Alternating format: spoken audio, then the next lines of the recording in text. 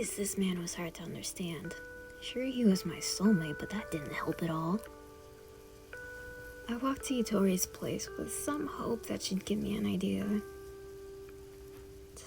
For something to work on because it was Uta's birthday today.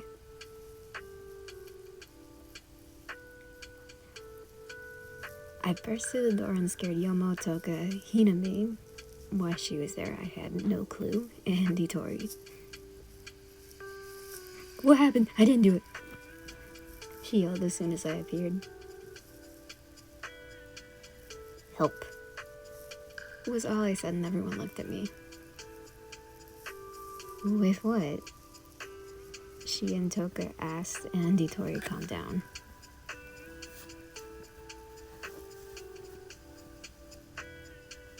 I hummed knowingly, and she was still confused. I hummed one more time. What? Oh. Shit.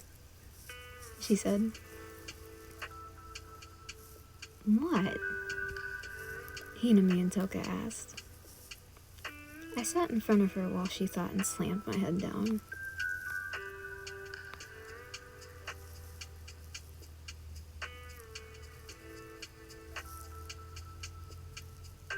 Oh yeah. Man. You almost said and started thinking too. You could write him a song? Yutori tried, but I shook my head from the table.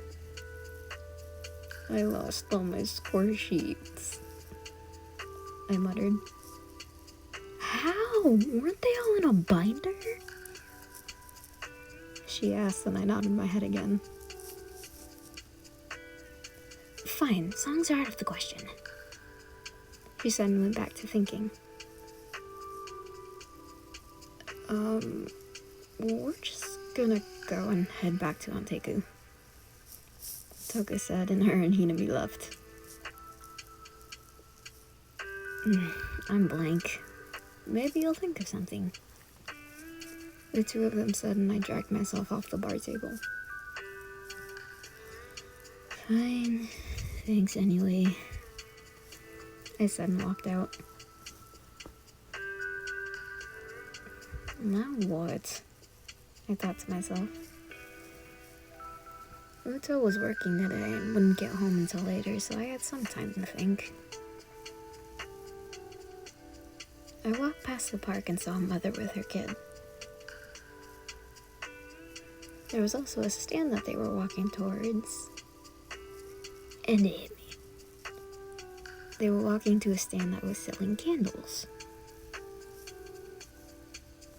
I mean, I know it wouldn't be as big as throwing a party, but neither of us like social interaction all that much.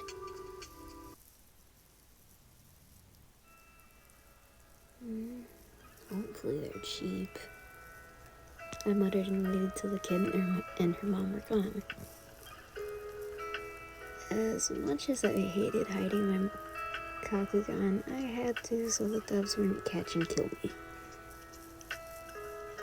Once I got there, the person manning the stand smiled and asked me if I wanted any, and of course I nodded in confirmation.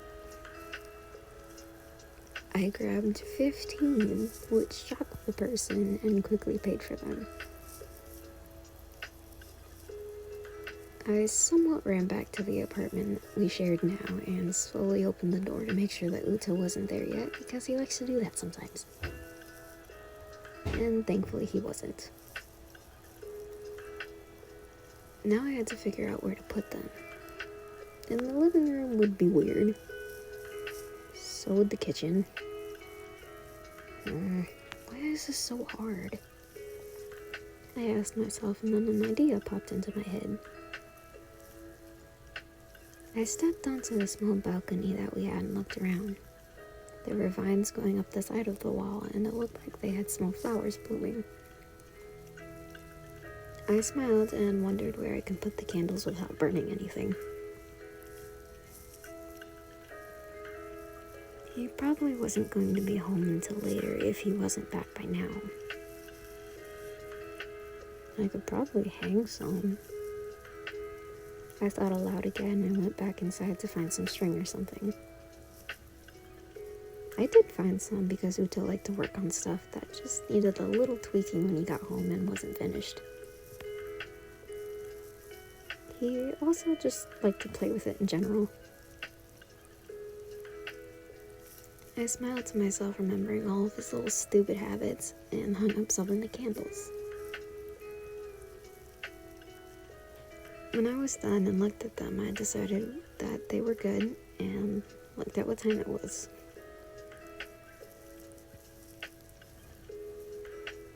It was about sunset, so I decided to light them really quick and sit down. I didn't think I would fall asleep.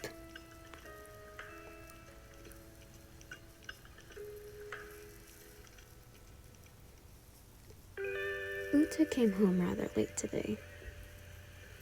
I wonder...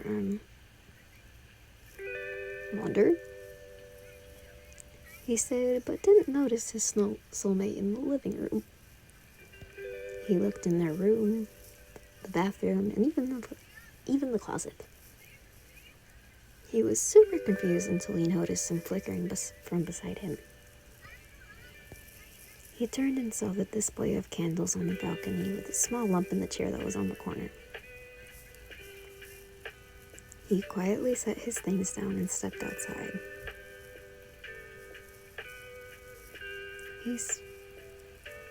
He looked up and saw the lights and candles above him. He smiled and then went to investigate the suspicious lump on the chair. He moved the blanket and saw Wander fast asleep. He smiled and chuckled a little bit and got into the chair too and cuddled up next to them.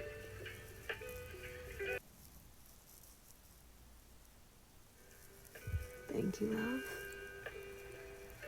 Uta said as he put his head on top of theirs and fell asleep with them.